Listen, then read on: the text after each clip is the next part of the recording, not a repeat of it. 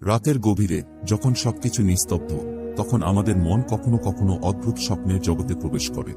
কিছু স্বপ্ন পুরো বাস্তব মনে হয়, আবার কিছু শুধু এলোমেলো চিন্তা।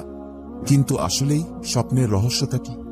ইসলামের দৃষ্টিকোণ থেকে এই বিষয়টা অনেক গভীর। আল্লাহ আমাদের পবিত্র কুরআনে স্বপ্নের ব্যাপারে ইঙ্গিত দিয়েছেন। সূরা আজ-জুমারের ৪২ নম্বর আয়াতে বলা হয়েছে, আল্লাহ প্রাণাত্মা উঠিয়ে নেন মরণের সময়, এবং যারা মারা যায় না তাদেরটা ঘুমানোর সময়।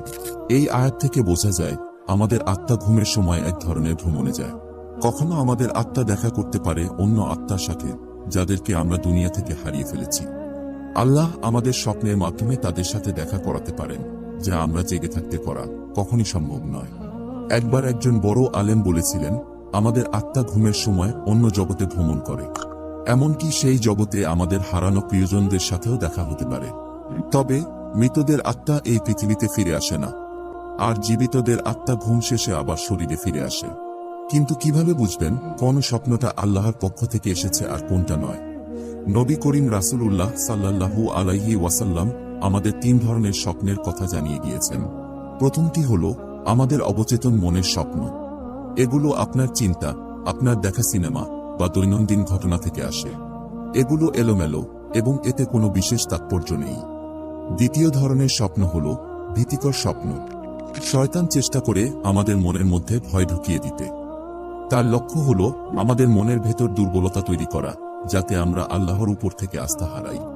রাসূলুল্লাহ সাল্লাল্লাহু আলাইহি ওয়াসাল্লাম বলেছেন, যদি এমন কোনো ভীতিকর স্বপ্ন দেখেন, তাহলে আল্লাহর কাছে আশ্রয় প্রার্থনা করুন এবং সেটাকে পাত্তা দেবেন না। ৩ বার বাঁ দিকে হালকা থুতু ফেলে অন্যদিকে ঘুরে ঘুমিয়ে পড়ুন। তৃতীয় ধরনের স্বপ্ন হল সৎ স্বপ্ন, যা আল্লাহর পক্ষ থেকে আসে। এই স্বপ্নগুলো আমাদের জীবনে দিক নির্দেশনা, সতর্কতা বা খুশির বার্তা হিসেবে আসে। যদি স্বপ্ন দেখে আপনার ভালো লাগে, মনে শান্তি আসে, তবে সেটা সৎ স্বপ্ন হতে পারে।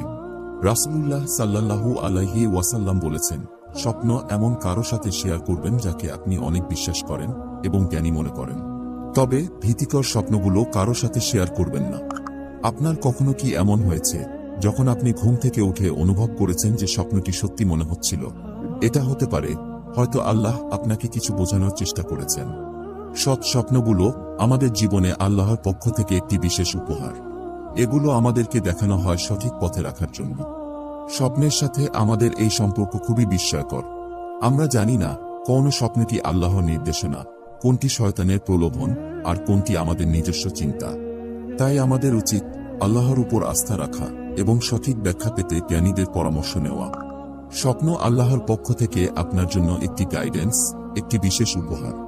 যদি আপনি এই ভিডিওটি পছন্দ করেন, তাহলে লাইক দিন, কমেন্ট করুন এবং সাবস্ক্রাইব করতে ভুলবেন না।